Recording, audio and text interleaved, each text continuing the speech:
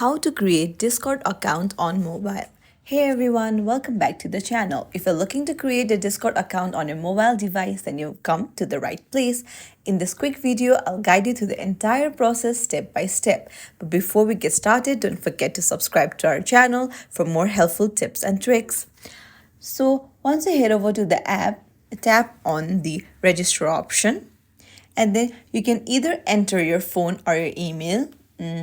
So I'll choose my email and then put in the mail, then tap on next. Then I'll have to choose a display name, tap on next, and then it will create a username for you which is available. If you like it, you can go ahead and put in a password.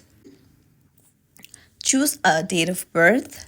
So you must be at least 18 to create a Discord account. Be mindful of that. So after choosing a date of birth, confirm it and then tap on create an account. And then it will ask you to please confirm that you're not a robot. So confirm on it. And then you'll have to solve this to make sure that you're a human.